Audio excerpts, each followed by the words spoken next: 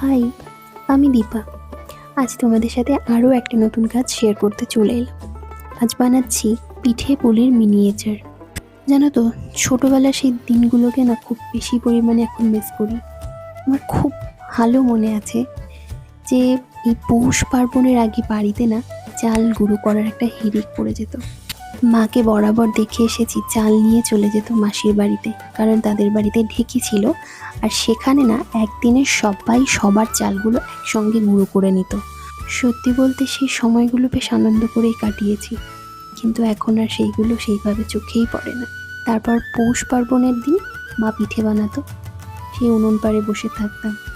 হয়তো আমিও একটা দুটো পাটিসাপটা বানিয়ে ফেলেছি, এমনকি সাজের পিঠা তুলতে গিয়ে হাতে দু একবার ছ্যাঁকাও খেয়েছি। তো তোমরা এবার জানাও কাজটা কেমন লাগলো। দেখা হচ্ছে নেক্সট ভিডিওতে। বাই।